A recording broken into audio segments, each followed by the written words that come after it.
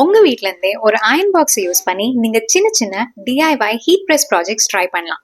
வாங்க இன்னைக்கு ஒரு பவுச்சில் ஒரு டிடிஎஃப் ஸ்டிக்கரை எப்படி ட்ரான்ஸ்ஃபர் பண்ணுறதுன்னு பார்க்கலாம். நீங்கள் உங்கள் டிடிஎஃப் ஸ்டிக்கரை முதல்ல ஒரு வெண்டர் கிட்ட கொடுத்து பிரிண்ட் பண்ணி வாங்கிக்கோங்க. அப்படி இல்லைன்னா மார்க்கெட்டில் அயன் பேட்சஸ்னு கிடைக்குது, அதையும் நீங்கள் வாங்கி யூஸ் பண்ணலாம். ஸோ ரெண்டுத்துக்குமே ப்ராசஸ் ஆஃப் பிரிண்டிங் சேம் தான். ஃபர்ஸ்ட்டு உங்கள் டேபிளை ரெடி பண்ணிக்கோங்க. டர்க்கி டவலை நல்லா ஃபோல்டு பண்ணி ஒரு ஈவனான சர்ஃபேஸாக ரெடி பண்ணி வச்சுக்கோங்க. அதுக்கு மேலே பவுச்சை ப்ளேஸ் பண்ணிவிட்டு உங்களோட இமேஜை சென்டர் பண்ணி ஒரு ஹீட் டேப்பால் அந்த இமேஜை செக்யூர் பண்ணுங்கள். இதுக்கு மேலே ஒரு பேக்கிங் ஷீட்டோ இல்லைன்னா டெஃப்லான் ஷீட்டோ போட்டு ஹீட்டை அயன் பாக்ஸில் பார்ட்டாக ட்ரான்ஸ்ஃபர் பண்ணுங்கள்.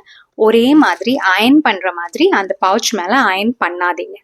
ஒவ்வொரு இடமா 5 to 10 செகண்ட்ஸ்க்கு ஒரு ப்ரெஷர் போட்டு அந்த அயன் பாக்ஸை ஹோல்டு பண்ணுங்க.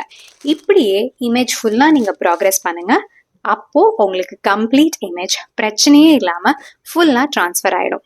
ஸோ இந்த மாதிரி சின்ன சின்ன டிஐஒய் டிப்ஸுக்கு என்ன ஃபாலோ பண்ணி வச்சுக்கோங்க.